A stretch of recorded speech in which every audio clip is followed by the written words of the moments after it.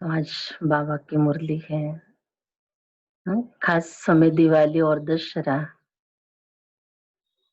दोनों कभी बाबा ने बहस से बताए हुए हैं। हम दशहरा क्यों मनाते हैं, दिवाली किस खुशी में मनाते हैं, और वो दिवाली हम बच्चों का विशेष कौन सा यादगार बना हुआ है, तो उसके लिए भी क्या पुरुषार्थ करना है। आज बाबा उसके ऊपर हमें सुना रहे हैं। मुरली का सारे आज मीठे बच्चे, तुम हो सच्चे सच्चे परवाने, जो भी क्षमा पर फिदा होते हो। इस फिदा होने का ही यादगार ये दीपावली है। प्रश्न है,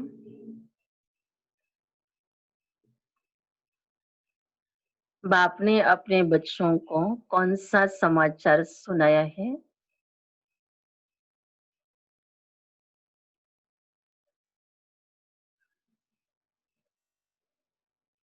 उत्तर है, बाबा ने सुनाया,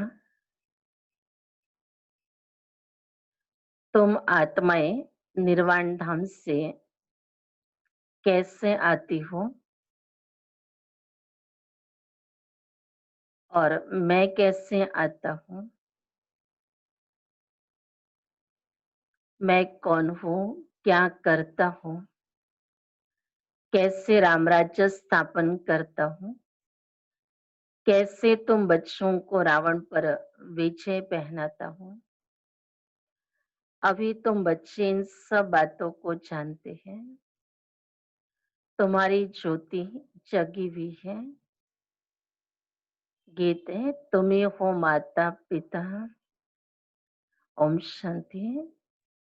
मीठे मीठे रूहानी बच्चों ने गीत सुना। आत्माओं ने इन जिस्मानी कर्मेंद्रों से गीत सुना। गीत में पहले तो ठीक था, पिछाड़ी को फिर भक्ति के अक्षर थे। तुम्हारे चरणों की धूल है। अब बच्चे चरणों की धूल थोड़ी होते हैं। जब बच्चे कहलाते हैं तो बाबा कह रहे बच्चे एक तरफ माता पिता भी कहें और फिर तुम्हारे चरणों की धूल है। तो बाबा कह रहे ये तो ठीक नहीं है, ये रॉन्ग है। बाप बच्चों को राइट अक्षर समझाते हैं। बाप आते भी वहां से हैं जहां से बच्चे आते हैं। वो निर्वाण धाम बच्चों को सबके आने का समाचार तो सुनाया, अपना भी सुनाया कि मैं कैसे आता हूँ। बाबा कहते सब समाचार बाबा आके सुनाता है। जैसे एक दूसरे से मिलते हैं तो समाचारों के लेन देन करते हैं, तो बाबा ने भी इस सृष्टि पर आकर के हम बच्चों को सृष्टि का सारा समाचार सुनाया। तो बाबा याद दिला रहे हैं इस संसार में कौन कब आता है। विशेष जो मुख्य पाठधारी है, धर्म पिताएं हैं, आखिर महात्माएं हैं जो कुछ विशेष कार्य करने के लिए आए हैं। तो बाबा कहते बच्चे इनकी सारी परिचय की कहानी बच्चों को बाबा ने सुनाई, क्योंकि हर धर्म का अपना समय आने का और उनकी विशेष अपने कार्य भी है। तो देवता धर्म की स्थापना के लिए फिर से बाबा इस सृष्टि पर अपना कार्य करता है। तो उसके लिए बच्चों को अपना साथी बनाया और साथी बनाकर सारा समाचार आदि सुनाकर बच्चों को अनुभवी मूर्त बना रहे हैं। तो बाबा आज कह रहे हैं कि राम राज्य स्थापन करने के अर्थ रावण पर विजय पहनाते हैं। बच्चे जानते हैं राम राज्य और रावण राज्य इस पृथ्वी पर ही कहेंगे। अभी तुम विश्व के मालिक बनते हो। धरती आसमान सूर्य आदि सब तुम्हारे हाथ में आ जाते हैं। तो कहेंगे रावण राज्य सारे विश्व पर और राम राज्य भी सारे विश्व पर। बाबा कह रहे सारी दुनिया में तुम बच्चे ही ऐसी श्रेष्ठ प्रारब्ध अब बाबा से प्राप्त कर रहे हैं। विश्व का मालिक बनना, धरती आसमान सूर्य बाबा कह रहे सब तुम्हारे हाथ आ जाते हैं। माना हम बच्चे पूरे मालिक बन जाते हैं। तो बाबा कहते ऐसा पुरुषार्थ तुम बच्चों से मैं करवाता हूँ जिससे तुम सबके अधिकारी बन जाते हो। रावण राज्य में कितने करोड़ हैं, राम राज्य में थोड़े होते हैं, फिर धीरे धीरे रुद्धि को पाते हैं। रावण राज्य में रुद्धि बहुत होती है क्योंकि मनुष्य विकारी बन जाते हैं। राम राज्य है निर्विकारी, मनुष्यों को ही मनुष्यों की ये कहानी है। तो राम भी बेहद का मालिक, रावण भी बेहद का मालिक। अभी कितने अनेक धर्म है, गाया हुआ है अनेक धर्मों का विनाश बाबा ने झाड़ पर भी समझाया है। अब दशहरा मनाते हैं, रावण को जलाते हैं, यह है हद का जलाना। तुम्हारी तो बेहद की बात है।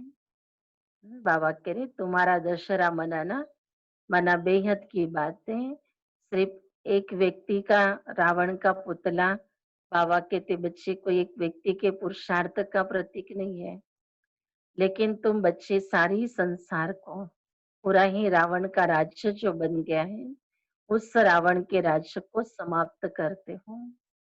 तो ये बेहद की सेवा का यादगार का समय है और एक तरफ बच्चे यादगार बना रहे हैं, देख रहे दुनिया कैसी मना रही है और स्वयं उस कर्तव्य में अपने आप को अनुभव भी कर रहे हैं कि कैसे बाबा हमारे द्वारा ऐसा पुरुषार्थ कराता है जिससे हम बच्चे रावण पर विजय प्राप्त कर लेते हैं। अंदर का रावण योग के बल से, योग अग्नि से उसको जलाया जाता है। तो ये विधि विशेष बाबा ही हमें सिखाते हैं कि रावण को कैसे जलाना होता है। बाकी स्थूल में तो रावण हर वर्ष जलाते हैं, लेकिन रावण का राज्य रुद्धि को पा ही रहा है। तो रावण को वास्तव में कैसे समाप्त करना है, अभी वो बाबा हम बच्चों को सिखा रहे हैं। तो तुम्हारी ये बेहद की बात, रावण को भी सिर्फ भारतवासी ही जलाते हैं, विदेश में भी जहां जहां भारतवासी होंगे वहां भी जलाएंगे। वो है हद का दशहरा, दिखाते हैं लंका में रावण राज्य करते थे, सीता को चुराकर लंका में ले गया, ये हो गई हद की बातें। अब आप कहते हैं सारे विश्व पर रावण का राज्य है, राम राज्य अब नहीं है। राम राज्य अर्थात ईश्वर का स्थापन किया हुआ सत्युग को कहा जाता है राम राज्य। माला सिमरते हैं रघुपति राघव राजा राम, लेकिन राजा राम को नहीं सिमरते हैं तो सारे विश्व की सेवा करते हैं, उनकी माला सिमरते हैं। शिव बाबा ने सारे विश्व की सेवा की है, सारे विश्व को रावण के जंजाल से, रावण के जेल से निकाला है। तो बाबा कह रहे बच्चे ये बेहद का राम है शिव बाबा, जिसकी ये महिमा गाते हैं। वास्तव में देवधारी राम की महिमा तो इतनी हो न सके। भारतवासी दशहरे के बाद फिर दिवाली मनाते हैं। दीपावली क्यों मनाते हैं? बाबा पूछ रहे हैं दिवाली बच्चे क्यों मनाते हैं?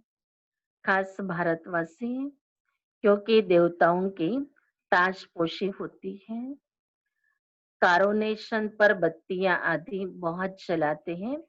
एक तो ताजपोशी, दूसरा फिर कहा जाता है घर घर में दीपमाला, हर एक आत्मा के ज्योति जग जाती है। अभी सब आत्माओं की ज्योति बुझाई हुई है।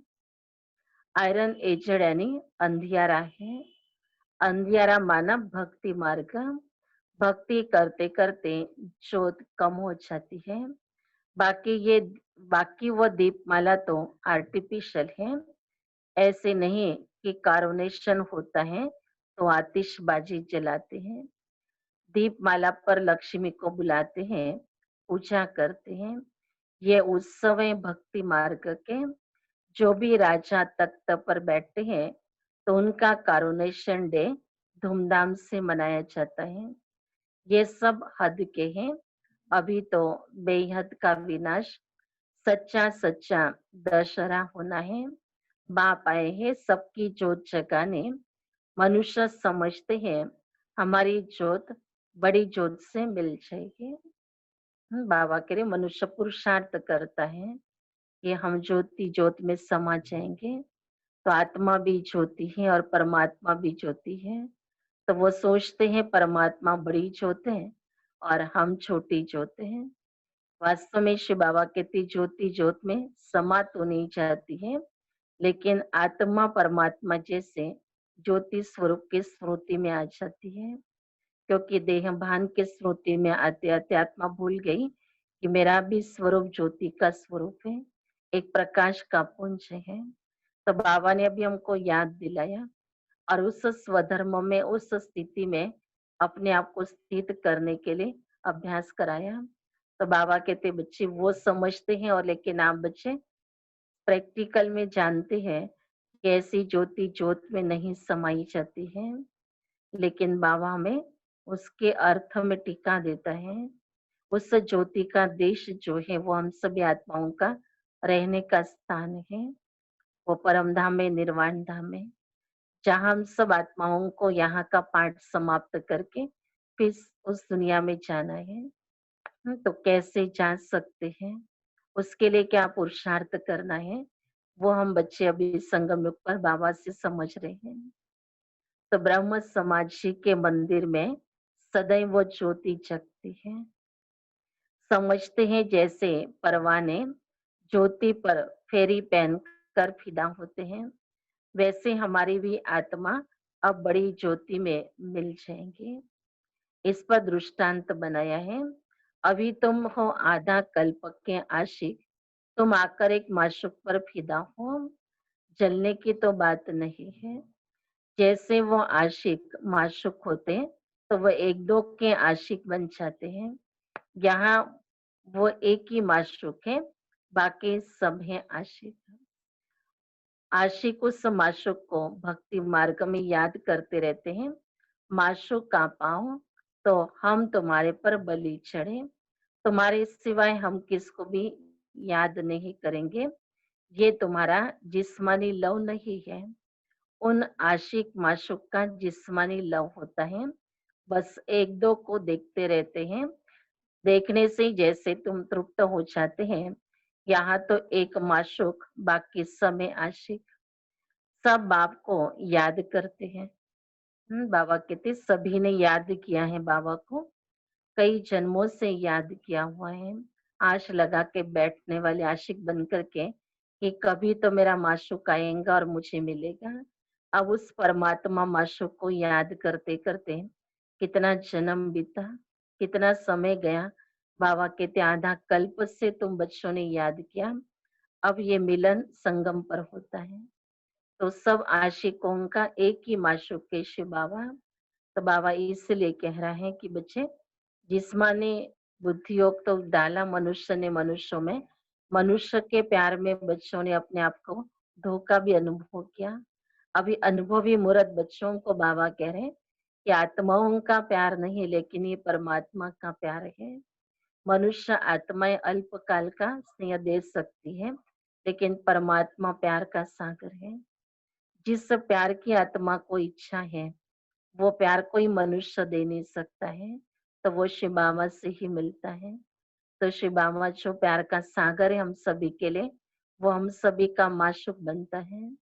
और हमारी जन्म जन्मांतर की प्यास जो है, वो शिव बाबा के साथ संबंध जोड़ने से सदा के लिए बुझ जाएगी, सदा के लिए प्यास खत्म हो जाएगी। तो ऐसी ईश्वरी मिलन की खुमारी नशा बाबा के लिए इस समय पर तुम बच्चों को होना चाहिए कि हमें मिलने के लिए कौन आता है, कहाँ से आता है, और मैंने उसको कितने समय से पुकारा है, बुलाया है। जिसको बहुत समय से बुलाते हैं और वो फिर आते हैं, तो बहुत खुशियां मनाते हैं। तो बाबा एक दो बार बुलाने से तो नहीं पहुंच गया, कई जन्मों से बाबा को बुलाया है। जब से दुख की महसूसता की, तब से उसको याद करना शुरू किया। अति दुख हो गया तो उसको कह दिया कि आप कहाँ सातवें आसमान पर जाके बैठे हो, आप अपना वो आसन छोड़ करके भी यहाँ पर आ जाओ। तो बाबा को ऊपर बैठने नहीं दिया। यहाँ साकारी दुनिया में बच्चों ने बुलाया, और बच्चे ही इतने व्यस्त हो गए कि बाबा को नीचे बुलाया और बच्चे अपने कारोबार में लग गए। बाबा को कितनी मेहनत करनी पड़ती, कितनों को बच्चों को इस सेवा में लगाना पड़ता है कि इन आत्माओं को जगाओ और इनको याद दिलाओ कि आपने सभी ने मुझे बुलाया है, और आपके बुलाए पर मैं आया हूँ, और आप तो आराम से सोए पड़े हो। तो बाबा हम बच्चों को जगाता है और जगवाने का कार्य भी देता है। तो ये सेवा में बाबा के साथ हम बच्चे लगे हुए हैं। जिसने बच्चों ने बाबा को पुकारा था, वो पुकार पुकार के शायद थक गए हो, और निराश होके सो गए। लेकिन बाबा कहते बच्चे आप आशाओं के दीप जलाओ, उनको फिर से ये उम्मीद लगाओ कि नहीं, वो हमारी पुकार सुनता है और हमारी आवाज सुन करके यहाँ हमारे पास आ भी चुका है। तो ऐसी खुशखबरी भी बच्चों को देनी है। तो अगर नशा हो तो सेवा भी करेंगे। तो ये आशुक माशुक के रूप में बाबा को हम याद भी करें। बस एक दो को देखते रहते हैं, बाबा के जीवन में क्या करते हो, आशुक माशुक बन करके एक दूसरे को देखते रहेंगे। देखने से जैसे तृप्त हो जाते हैं। यहाँ तो एक माशूक, बाकी सब आशिक हैं, सब आपको याद करते हैं। बल कोई नेचर आदि को भी मानते हैं। कई तो भगवान को इस रूप से नहीं मानते हैं, लेकिन नेचर के रूप में मानते हैं। कोई मूर्ति के रूप में नहीं मानते, लेकिन समझते हैं नेचर ये प्रकृति ही जैसे भगवान है। फिर भी ओ गॉड, ये भगवान मुख से जरूर निकलता है। सब उनको बुलाते हैं, हमारे दुख दूर करो। संसार में बाबा के लिए सभी की पुकार बाबा को सुनाई दी है। सभी ने पुकारा, चाहे कोई किसको भी मान करके भगवान को याद कर रहा हो, किसी भी शब्दों से पुकार रहा हो, लेकिन सभी ने उसको यही कहा कि हमारे दुख अभी दूर करो। भक्ति मार्ग में तो बहुत आशिक माशूक होते हैं। कोई किसका आशिक, कोई किसका आशिक। हनुमान के कितने आशिक होंगे। अब सब अपने अपने माशूक के चित्र बनाकर फिर आपस में मिलकर बैठ उनकी पूजा करते हैं। कितने बाबा के लिए आशिक बने हैं, कितनों के बने हैं। कोई किसका, कोई किसका। तो अपने भी जीवन को याद करना कि हम भक्ति में किसके आशिक बन करके चल रहे थे, किसको हमने अपना माशूक बनाया था। हनुमान को, राम को, शिव बाबा को, किसको बनाया था। अब बाबा कहते बच्चे वो दिन और आज का दिन, वहां पुकार थी और यहाँ पर मिलन बनाया। हम वहां पर बिछड़ने का अनुभव कर रहे थे कि हम भगवान से बिछड़ चुके, इस मेले में भटक गए हैं और यहाँ पर बाबा से हम मिलन मना रहे हैं। तो ये मिलन का संगम युग बड़ा सुखदाई है, जिसको बाबा कहते बच्चे तुम्हें अभी बहुत अच्छी तरह से बाबा की याद में इस समय का फायदा लेना है, क्योंकि माशूक हमारी बहुत समय की पुकार सुन करके हमको मिलने के लिए आया है। तो सब अपने अपने माशूक के चित्र बना करके फिर आपस में मिलकर बैठकर उनकी पूजा करते हैं। पूजा कर फिर माशूक को डुबो देते हैं। अर्थ कुछ नहीं निकलता है। यहाँ वो बात नहीं है। ये तुम्हारा माशूक एवर गोरा है, कभी सांवरा बनता नहीं है। बाप तो मुसाफिर आकर सबको गोरा बनाते हैं। तुम भी मुसाफिर हो ना, दूर देश से आकर यहाँ पाठ बजाते हैं। तुम्हारे में भी नंबरवार पुरुषार्थ अनुसार ही समझते हैं। अभी तुम त्रिकालदर्शी बन गए हो, रचता और रचना के आदि मध्य अंत को जानते हो, तो तुम हो गए त्रिकालदर्शी। ब्रह्मा कुमार कुमारियां, बाबा कह रहे आपने तीनों कालों को समझ लिया है। अभी जब भी कोई भी पाठ बचाओ, कर्म करो, तो त्रिकालदर्शी के स्मृति में करना है। बाबा कह रहे सृष्टि के आदि मध्य अंत को बाबा ने तुम्हें अच्छी तरह से स्पष्ट किया है। जैसे आदि सत्व प्रधान सृष्टि पर थे ना, तो उस आदि श्रुति के अंदर ही वर्तमान समय भी हमें अपने आप को ले जाना है। मध्य भी हमारा बहुत अच्छा था। बाबा के लिए आपका पूज्य स्वरूप का पूजन होता था मध्य में, और अंत में तो बाबा के बन गए हैं। तो सबसे बड़ा श्रेष्ठ जीवन अब संगम युग पर मिला है। तो ऐसे बाबा के हम त्रिकालदर्शी बच्चे तीनों कालों को स्मृति में रख करके संगम युग पर श्रेष्ठ ते श्रेष्ठ करते हुए में लगे हुए हैं। तो ये जीवन बाबा कहते बच्चे तुम्हारी बहुत ऊंची और महान है। जैसे सदगुरु आदि का भी टाइटल मिलता है ना, तुमको ये टाइटल मिलता है। बाबा कहते देखो वो टाइटल लेने के लिए कितनी मेहनत करते हैं। और यहाँ बाबा त्रिकालदर्शी ब्रह्मा कुमार कुमारी का टाइटल बच्चों को दे रहा है। तो तुमको ये टाइटल मिलता है, तुमको सबसे अच्छा टाइटल मिलता है स्वदर्शन चक्रधारी। पहले दिया त्रिकालदर्शी ब्रह्मा कुमार कुमारियां, फिर बाबा कह रहे इससे भी अच्छा टाइटल आपको मिला है स्वदर्शन चक्रधारी। तुम ब्राह्मणी है, स्वदर्शन चक्रधारी हो, या शिव बाबा भी है। बाबा पूछ रहे कि क्या शिव बाबा को भी कहेंगे स्वदर्शन चक्रधारी। तो किसी ने कहा कि शिव बाबा भी है। तो बाबा कहते हाँ, क्योंकि स्वदर्शन चक्रधारी आत्मा होती है ना शरीर के साथ, बाप भी इसमें आकर के समझाते हैं, शिव बाबा स्वदर्शन चक्रधारी न हो तो तुमको कैसे बनाएगा। बाबा कहते स्वदर्शन चक्रधारी बनने के लिए आत्मा और शरीर दोनों साथ में हो तो स्वदर्शन चक्र घूमेगा। तो शिव बाबा भी कहते कि हाँ, मैं भी स्वदर्शन चक्रधारी हूँ, लेकिन मैं तब स्वदर्शन चक्रधारी हूँ जब मैं इस ब्रह्मा तन में आता हूँ, क्योंकि बच्चों को स्वदर्शन चक्र की बाबा पूरी पहचान कराता है। तो वो सबसे सुप्रीम ऊंचे ते उच्च आत्मा है। देह को थोड़ी कहा जाता है, वह सुप्रीम बाप यहाँ कर तुमको सुप्रीम बनाते हैं।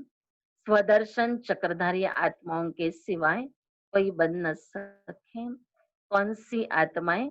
जो ब्राह्मण धर्म में है। जब क्षुद्र धर्म में थे तो नहीं जानते थे। बाबा कह रहे आप पहले बाबा के बनने के पहले क्षुद्र धर्म में थे, क्षुद्र वर्ण में थे, लेकिन अभी बाबा को पहचाना, मैंने अपने आप को भी पहचाना, तो जैसे बच्चों का नया जीवन हो गया। तो अभी हो गए क्षुद्र से ब्राह्मण। अब आप द्वारा तुमने जाना है। ये सब बातें बाबा ही समझा रहा है। कितनी अच्छी अच्छी बातें हैं, तुम ही सुनते हो और खुश होते हो। बाहर वाले ये सुने तो आश्चर्य खाए, ओहो ये तो बहुत उच्च ज्ञान है। बाबा कह रहे बाहर वाले मना कोई विदेश वाले बच्चे विदेश में जाके भी सेवाएं करें, तो बाबा की आश थी और बाबा ने ये आश बच्चों से पूरी भी करवा ली। तो बाबा का संकल्प था ना कि दूर दूर बैठे हुए मेरे बच्चे भी बाबा को पहचान ले। तो बाबा इसलिए याद कर रहा है उन बच्चों को भी। तो जो ब्राह्मण धर्म के हैं, जब शूद्र धर्म में थे तो नहीं जानते थे, अब बाप द्वारा तुमने जाना है। तो अच्छा तुम भी ऐसा स्वदर्शन चक्रधारी बनो, तो फिर चक्रवर्ती राजा विश्व का मालिक बन जाओगे। यहाँ से बाहर गए तो खलास। माया इतनी बहादुर है, यहाँ की यहाँ रही। जैसे गर्भ में बच्चा अंजाम करके निकलता है, फिर भी वहां की वहां रह जाती है। कहते हैं ना, गर्भ में आत्मा को जब सच्चाई मिलती है तब वो वायदा करती है, अंजाम करती है कि अब मैं ऐसा नहीं करूंगी। लेकिन बाबा कहते बच्ची जैसे ही इस दुनिया में आती है आत्मा, वो वायदा वहां का वहीं रह जाता है। तुम प्रदर्शनी आदि में समझाते हो, बहुत अच्छा अच्छा करते हैं, नॉलेज बहुत अच्छी है। मैं ऐसा पुरुषार्थ करूंगा वह करूंगी, बस बाहर निकले वहां की वहां रहेगी। परंतु फिर भी कुछ न कुछ असर रहता है। ऐसे नहीं कि वो फिर आएंगे नहीं। झाड़ की रुधि होती जाएगी, झाड़ रुधि को पाएगा तो फिर सबको खींचेंगे। अभी तो यही है रव रव नर्क। गरुड़ पुराण में भी ऐसी ऐसी रोचक बातें लिख दी है, जो मनुष्यों को सुनाते हैं ताकि कुछ डर रहे। उनसे ही निकला है कि मनुष्य सर्प बिच्छू आदि बनते हैं। बाबा कहते ऐसे गरुड़ पुराण सुनते सुनते अब ये बात बुद्धि में आ गई है मनुष्य के कि मनुष्य ही सर्प बनता है, बिच्छू बनता है। वास्तव में बाबा कहते बच्चे ये तो मनुष्यों की आत्मा का ऐसा कोई पार्ट नहीं होता है, लेकिन सर्प बिच्छू जैसी जीवन जो है मनुष्य के रूप में होते हुए भी वो जहरीले, एक दूसरे को जहर का डंक लगाने वाले सर्प बिच्छू बन जाते हैं। तो ऐसे मनुष्य के जीवन को बाबा परिवर्तन कर रहा है। बाप कहते हैं मैं तुमको विषय वैतरणी नदी से निकाल क्षीर सागर में भेज दूंगा। तो यहाँ पर बाबा कहते बच्चे हर आत्मा को अपने कर्मों का हिसाब किताब पूरा करके फिर सत्युग में जाना है। बाबा इसलिए बच्चों को मदद करने के लिए आया है। तो जितना हम बाबा को याद करेंगे उतना हमारे कर्मों के खातों को खत्म करने में बाबा की मदद मिल सकती है। अंत कैसा होगा वो भी दुनिया का बाबा बता रहे कि बहुत पिछाड़ी में त्राही त्राही मचेगी, बहुत दुख होगा, अति दुख होगा। फिर सतयुग में अति सुख होगा। अति दुख और अति सुख और अति दुख का ये खेल बना हुआ है। विष्णु अवतार भी दिखाते, लक्ष्मी नारायण का जोड़ा जैसे ऊपर से आते हैं। अब ऊपर से शरीरधारी कोई आती थोड़ी है, ऊपर से आती तो हर एक आत्मा है, परंतु ईश्वर का अवतरण बहुत विचित्र है। वही आकर भारत को स्वर्ग बनाते हैं। उनका त्योहार शिव जयंती मनाते हैं। अगर मालूम होता कि परमपिता परमात्मा शिव ही मुक्ति और जीवन मुक्ति का वर्षा देते हैं, तो फिर सारे विश्व में गॉड फादर का त्योहार मनाते थे। बेहद के बाप का यादगार मनाए तब, जब समझे कि शिव बाबा ही लिबरेटर और गाइड है। उनका जन्म ही भारत में होता है। शिव जयंती भी भारत में मनाते हैं, परंतु पूरी पहचान नहीं है तो हॉलिडे नहीं करते हैं। जो बाप सर्व की सदगति करने वाला है, उनकी जन्मभूमि जहाँ अलौकिक करते हुए आकर करते हैं, उनका जन्मदिन और तीर्थ यात्रा तो बहुत मनानी चाहिए। हम भक्ति में कितना मनाते हैं, अगर उस हिसाब से देखा जाए तो बाबा कहते जब शिव बाबा इस धरती पर आता है, वो भी भारत में आता है, भारत में भी आबू सबसे बड़ा तीर्थ स्थान बना देता है। तो बाबा कह रहे अगर ऐसी बात सबको पता चल जाए, या सभी को बुद्धि के अंदर यही बात हो कि बस परमात्मा शिव ही हमें मुक्ति जीवन मुक्ति का वर्षा देने वाला वो एक दाता है हमारा, वही गॉड फादर है। तो सभी बाबा कहते कितना भीड़ लगा देते थे। सभी का उद्योग उसी स्थान पर चला जाता था। लेकिन ये भी ड्रामा में ऐसा नूंद है कि मनुष्य की बुद्धि में ये सत्य बात आती नहीं है, बुद्धि में समझ में नहीं आता है। तो बाबा से जो प्राप्तियां करनी चाहिए, खास भारत में बाबा आते हैं और भारतवासी ही बाबा को नहीं पहचानते हैं। इसलिए बाबा कहते बच्चे ये भी देखो कैसे शास्त्र सुनते सुनते बुद्धि के अंदर ये सारी बातें बैठ नहीं पाती है। बाबा कई बार कहता था कि शास्त्र का भूसा बैठ गया है। अब उस भूसे में जब तक रहेंगे तब तक तो बाबा के इस कर्तव्य को और बाबा के इस आने के पाठ को भी आत्मा समझ नहीं सकती है। शास्त्रों के अनुसार समझते रहेंगे, अभी तो बहुत टाइम पड़ा है। फिर भगवान इतने अवतार लेते हैं, अब इन्हीं सब बातों में उलझे हुए हैं, या फिर कह देंगे वो तो सर्वव्यापी है। लेकिन यथार्थ परिचय नहीं है, तो शिव बाबा को ही आना होता है और बाबा आकर हमें अपना परिचय देते हैं। तो जिनको परिचय मिला है, उन्होंने तो बाबा का ये जन्मदिन बहुत अच्छी तरह से मनाना चाहिए। बाबा कहते कि बच्चे देखो शिव बाबा तुम्हें आकर स्वर्ग की बादशाही देता है, और उसका जन्मदिन आप बच्चों को कितना धूमधाम से मनाना चाहिए। तुम्हारा यादगार मंदिर भी यहाँ है, परंतु किसको पता नहीं है शिव बाबा यहाँ कर लिबरेटर गाइड बनता है। कहते सब है कि सब दुखों से छुड़ा कर सुखधाम में ले चलो, परंतु समझते नहीं है। भारत बहुत ऊंचे ते उच्च खंड है, भारत की महिमा अपरंपार गाई हुई है।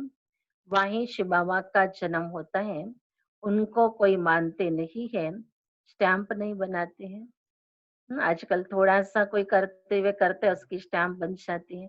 और बाबा इतना बड़ा कार्य करता है, और बाबा कहते देखो शिव बाबा की स्टैंप भी नहीं बनाते, औरों की तो बहुत बनाते रहते हैं। अब कैसे समझाया जाए जो इनके महत्व का सबको पता पड़े। विलायत में भी सन्यासी आदि जाकर भारत का प्राचीन योग सिखलाते हैं। जब तुम ये राजयोग बताएंगे तो तुम्हारा नाम भी बहुत बाला होगा। बोलो राजयोग किसने सिखाया, ये किसको पता ही नहीं है। बाबा कहते आप विलायत में भी जाओ और वहां पर भी ये राजयोग का अभ्यास कराओ। ये राजयोग जिसने सिखाया उस परमात्मा का परिचय दो, बाबा की आत्माएं बहुत खुश हो जाएगी। क्योंकि वो इस राजयोग को सीखने के लिए झूठा राजयोग सीख रहे, झूठा हठ योग सीख रहे हैं। कृष्ण ने भी हठ योग तो सिखाया नहीं ना। ये हठ योग है सन्यासियों का, जो बहुत अच्छे पढ़े लिखे हैं, जो अपने को फिलोसोफर कहलाते हैं, वो इन बातों को समझ और सुधर जाए। हम कहे हमने भी शास्त्र पढ़े हैं, परंतु अब जो बाप सुनाते वो राइट है। बाबा कहते ऐसे ऐसे तैयार हो जाए बच्चे, जो फिलोसोफर आदि है, और वो ज्ञान को समझे, और वो फिर इस ज्ञान को सुनाए कि ये बात बाबा अभी जो समझा रहे, वास्तव में ये बात राइट है, बाकी सब है रॉन्ग। तो ये भी समझे कि बरोबर बड़े से बड़ा तीर्थ स्थान ये है जहाँ बाप आते हैं। तुम बच्चे जानते हो उसको कहा जाता है धर्म भूमि।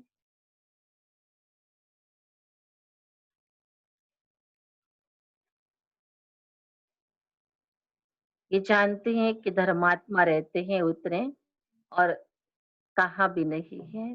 बाबा करे यहाँ जितने धर्मात्मा रहते हैं उतने कहाँ भी नहीं रहते हैं। तुम कितना दान पुण्य करते हो, बाप को जानकर तन मन धन सब इस सेवा में लगा देते हो।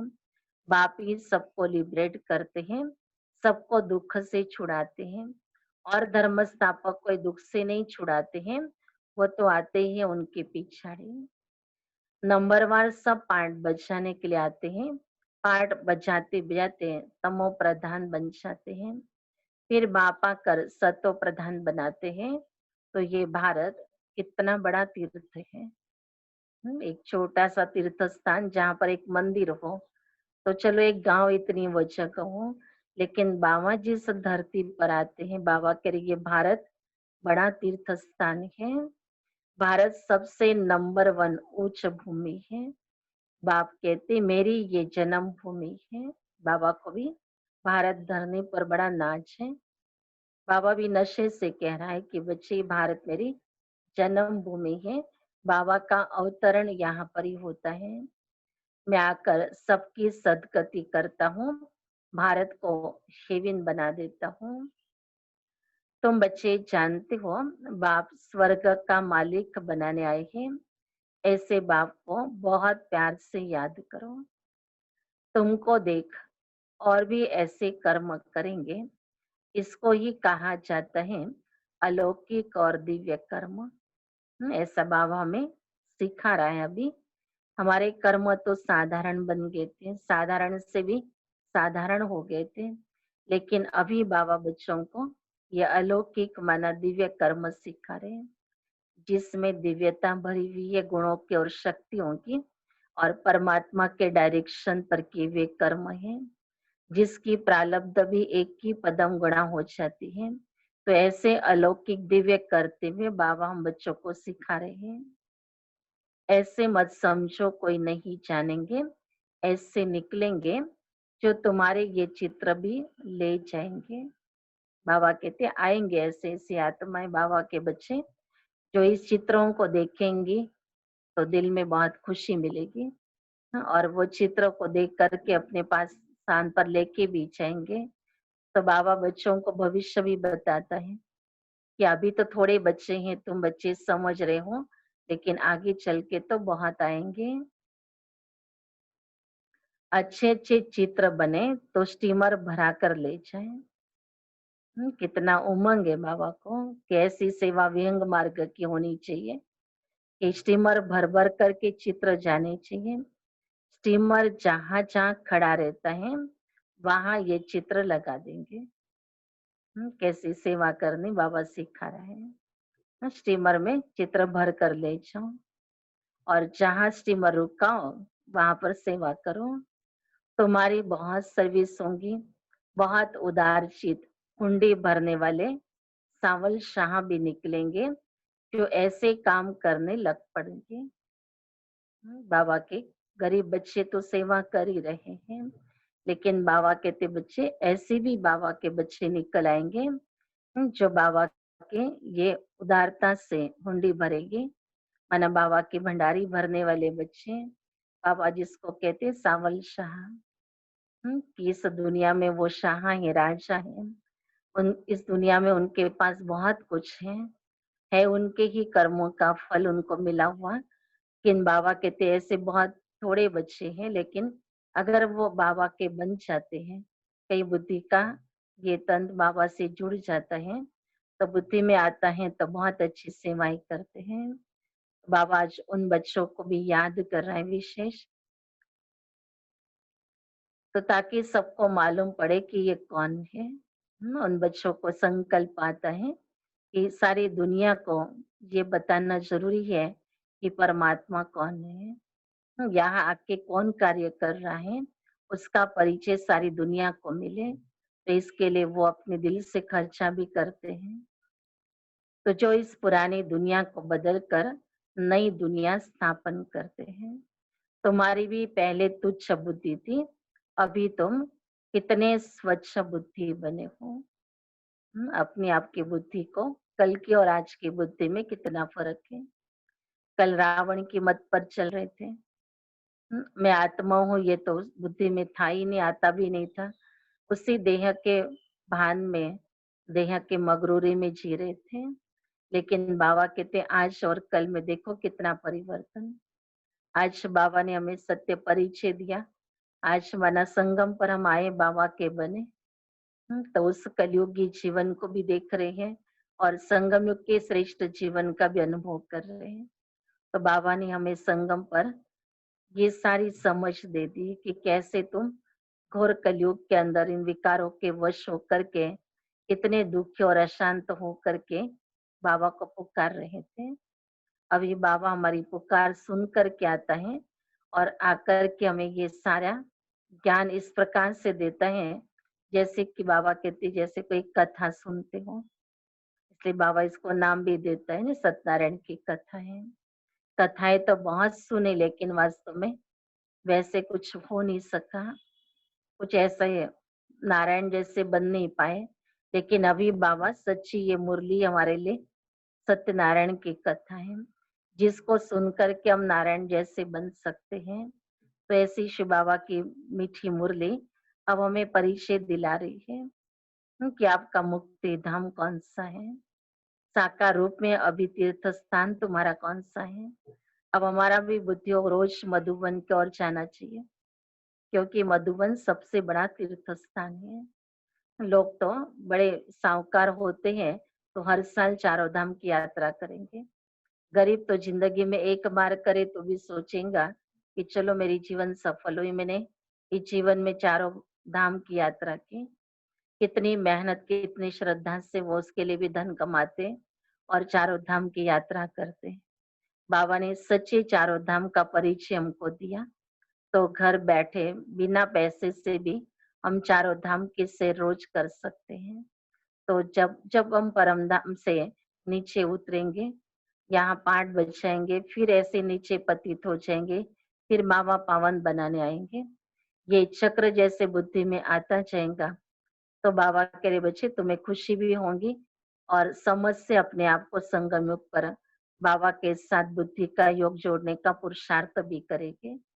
तो यथार्थ रीति से बाबा ने बच्चों को जो बातें बताई है, उसको यथार्थ रीति से बुद्धि में बिठानी है। तो हमारा पुरुषार्थ सहज रीति से होना शुरू होगा।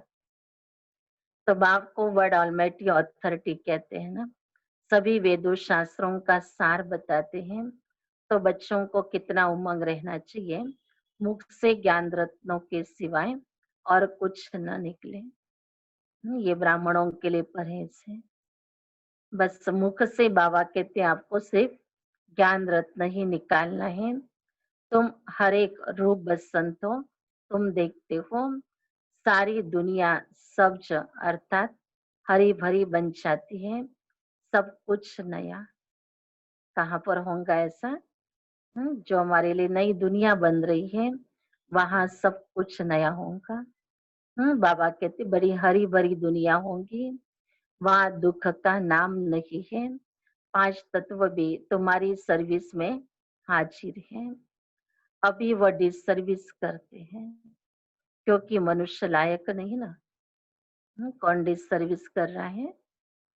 बाबा कह रहा है कि बच्चे ये 5 तत्व भी जो है ना, आजकल देखो क्या-क्या कर रहे हैं। अब शिव बाबा बच्चों को ये 5 तत्वों को भी तमो प्रधान से सतो प्रधानता की ओर ले चलाने के लिए हम बच्चों को पुरुषार्थ करने के लिए देते हैं।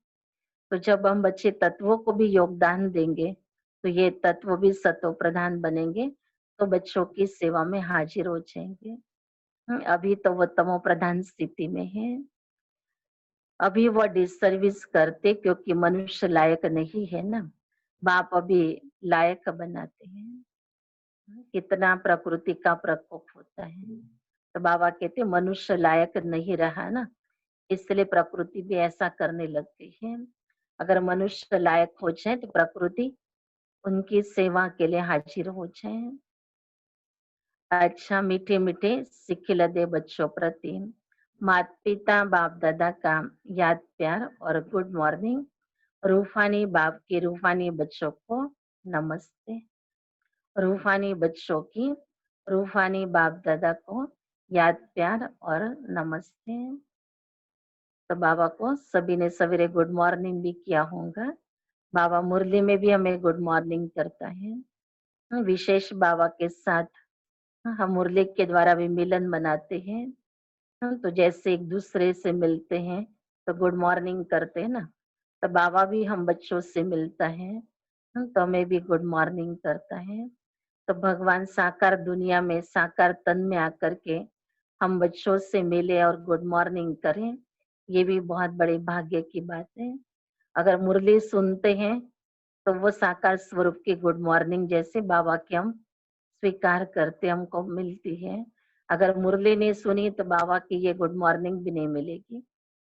भले मन से तो हम अमृत वेले बाबा को गुड मॉर्निंग कर लेते हैं, लेकिन बाबा के मुख से ये शब्द निकलता है बच्चों के लिए, तो ये मुरली के द्वारा ही होता है।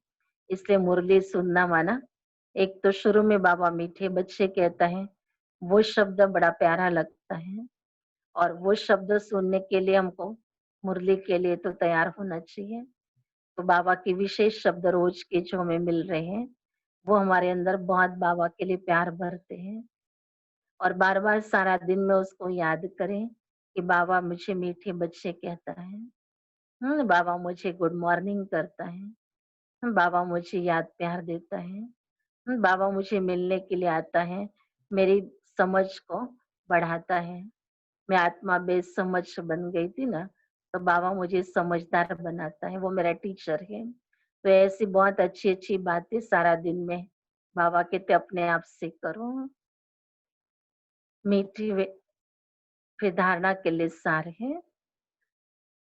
पहली पॉइंट से रूप बसंत बन, मुख से सदैव ज्ञान रतन ही निकालने हैं।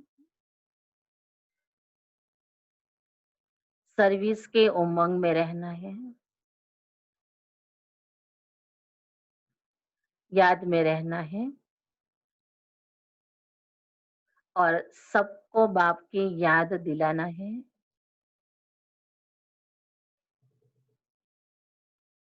यही दिव्य अलौकिक कार्य करना है। बाबा को पूछते ना बाबा मैं क्या सेवा करूं? तो बाबा ये काम दे रहा है बच्चों को कि आप रूप बसंत बन जाओ, मुख खोले और रत्न निकले। बस इतना भी करोगे तो बहुत बड़ी सर्विस हो जाएगी। दूसरा है सच्चा सच्चा आशिक बन, एक माशूक पर फिदा होना है, अर्थात बलि चढ़ना है, तभी सच्ची दीपावली होगी। मुरली सुनने वाले बाबा के बच्चे सफीदा हुए बच्चे हैं। हाँ, उसका ही यादगार बाबा कहती है सच्ची दीपावली है, वरदान है। गृहस्थ व्यवहार और ईश्वरी व्यवहार दोनों की समानता द्वारा सदा हल्के और सफल भव।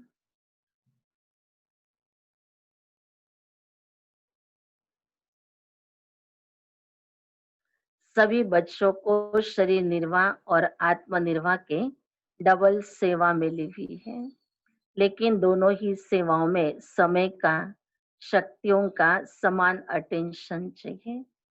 यदि श्रीमत का काटा ठीक है, तो दोनों साइड समान होंगे, लेकिन गृहस्थ शब्द बोलते ही गृहस्थी बन जाती हो, तो बहानेबाजी शुरू हो जाती है। बाबा कहते गृहस्थी समझते हो, तो फिर पुरुषार्थ करने के लिए बहानेबाजी बताएंगे। मुरली सुनने के लिए तो उसके लिए भी बहाने बहुत सारे बनाते हैं। तो बाबा कहते बच्चे इसलिए गृहस्थी शब्द ही नहीं कहो, इसलिए गृहस्थी नहीं दृष्टि है। इस स्मृति से गृहस्थ व्यवहार और ईश्वरी व्यवहार दोनों में समानता रखो, तो सदा हल्के और सफल रहेंगे। स्लोगन है, फर्स्ट डिवीजन में आने के लिए कर्मेंद्र जीत माया जीत बनो। फर्स्ट डिवीजन में आने के लिए कर्मेंद्र जीत और माया जीत बनो। तो आज की मुरली बाबा ने हमें इन एडवांस सी दिवाली दशहरा दोनों भी याद करा दिया। तो कल तो विशेष बाबा के साथ दशहरा भी मनाएंगे। अमृत वेले से विशेष बाबा के साथ ऐसा शक्तिशाली मिलन मनाएंगे कि जो अंदर में सूक्ष्म रीति से भी रावण का कोई स्वरूप बना बैठा हो, तो उसको जलाकर भस्म किया जाए। और विशेष कल बाबा को भोग भी लगाएंगे। दशहरा हम बाबा के साथ मनाते हैं और बाबा से शक्तियां इतने वरदान हम बच्चे अनुभव करते हैं कि जिसके आधार से जिस रावण पर कोई विजय नहीं प्राप्त कर सका, उस रावण पर बाबा हमें विजय पहनाता है। और रावण चला जाता है अंदर से, तो आत्मा को कितनी शांति और प्रेम मिलता है। जिस रावण ने कितना आत्मा को दुख और कष्ट दिया, तो बाबा कहते ऐसे रावण को तुम विदाई दे दो। तो अभी भी देखिए कि सारे साल भर में रावण के कितने स्वरूप आते रहे जाते रहे। रावण को पहचानते, माया को पहचानते हैं, तो माया फिर दूसरा स्वरूप लेकर के आती है, फिर तीसरा स्वरूप लेके आती है। ऐसे साल भर में उसने कई रूपों से हमारे साथ सामना किया होगा, लेकिन अब उनके ऊपर विजय प्राप्त करने वाले हम बच्चों को ये यादगार दिन इतना पावरफुल स्थिति से मनाना है कि इतनी शक्तियों का एहसास हम अपने आप को कराएं कि सचमुच बाबा की शक्तियां मुझ आत्मा को मेरे आदि स्वरूप में लेके जाती है, जहाँ सतयुग के अंदर रावण होता ही नहीं है। तो वैसी ही स्थिति का अनुभव इस संगम युग के जीवन में हमको करना है कि यहाँ पर हमारे पास अभी रावण ही नहीं है, बस मैं और मेरा बाबा। तो ऐसा दशहरा हमको बाबा के संग कल मनाएंगे। विशेष बाबा के बच्चे जो भी बाबा के घर तक पहुंच सकते हैं, सारे दिन में अपना अधिकार जो विशेष उस दिन के लिए वरदान मिलता है, बाबा के घर से वो वरदान प्राप्त करके ऐसा उस वरदान का अनुभव करते हुए अपने अंदर के रावण के अंश को भी हमें भस्म करने में उसकी मदद मिलेगी। तो बाबा तो हमारी हर रीति से पालना करता है, हर रीति से हम बच्चों की मदद करता है। वरदान के बिना इस रावण को जीतना मुश्किल है। तो हम भी देखें बाबा कल हमें विशेष क्या वरदान देते हैं, और उस वरदान को हमें अपने जीवन में स्मृति स्वरूप में ला करके उस वरदान के द्वारा मिली हुई शक्तियों से रावण को भस्मभूत करने का है, रावण को जलाने का है। तो विशेष बाबा की मदद हमें बाबा इस सृष्टि पर आकर के दे रहा है। घर घर तक देखो बाबा आज बच्चों के साथ बैठा हुआ है, लेकिन अभी तो फिर भी थोड़े बहुत तो भी बाबा के घर में बाबा के बच्चे आने लगे हैं। तो ये भी एक आनंद और खुशी का दिन है, सच्चा त्योहार है कि अभी हम बाबा के घर में पहुंच रहे हैं। तो ये बाबा के घर में आने वाले बच्चों की खुशियां, ये भी एक सच्ची दिवाली है, क्योंकि इस समय पर ड्रामा में बाबा ने एक नई सीन दिखा दी इतना भी दिन कोई बाबा के घर से दूर रह करके बाबा के साथ का अपना प्यार जो है वो बनाए रखता है। तो ये बाबा के साथ दिवाली, दशहरा हम समय के अनुसार जैसे बाबा हमें कह रहा है, बाबा हमारे साथ दे रहा है, उस प्रकार से बाबा के साथ हम मनाएंगे और अपने आप को भाग्यवान अनुभव करेंगे। ओम शांति।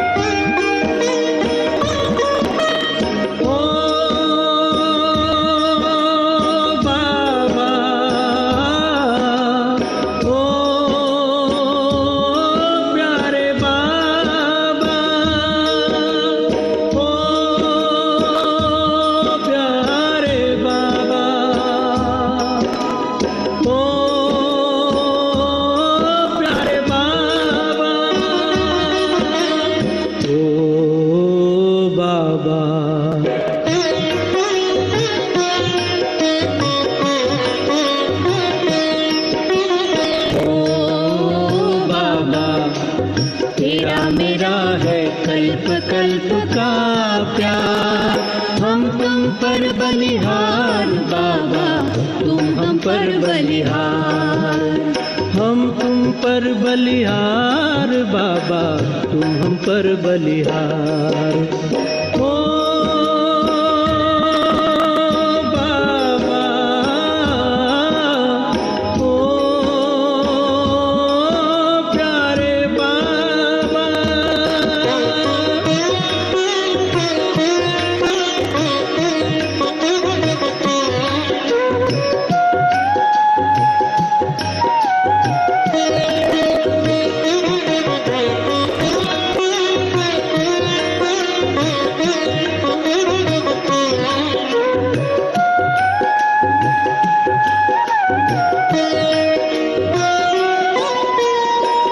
तेरा एहसान बाबा चुकाने लिए, तेरा एहसान बाबा चुकाने लिए, मेरा हर जन्म हो तुम्हारे लिए, मेरा हर जन्म हो तुम्हारे लिए।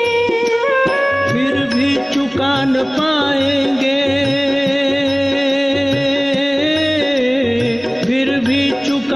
पाएंगे चाहे जन्म ले हम कई बार, फिर भी चुका न पाएंगे चाहे जन्म ले हम कई बार।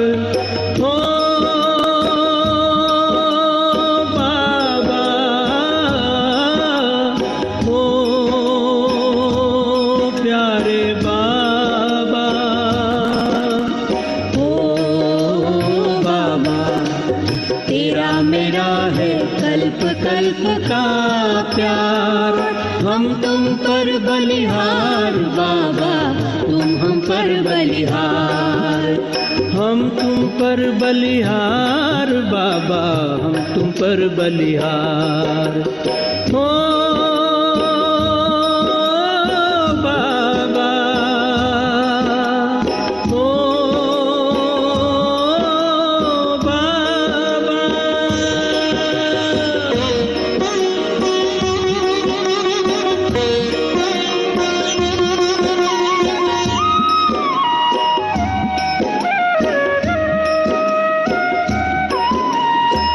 आँखों से जब देखूं एक तुमको ही देखूं, आँखों से जब देखूं एक तुमको ही देखूं, कानों से सुनूं तो बाबा एक तुमसे ही सुनूं, कानों से सुनूं तो बाबा एक तुमसे ही सुनूं। तुम संग खेलूं तुम संग खाऊं तुम पे ही दिल बलिहार, तुम संग खेलूं तुम संग खाऊं तुम पे ही दिल बलिहार। ओ बाबा, ओ प्यारे बाबा,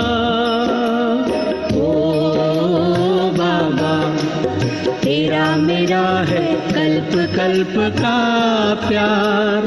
हम तुम पर बलिहार बाबा, तुम हम पर बलिहार। हम तुम पर बलिहार बाबा, तुम हम पर बलिहार।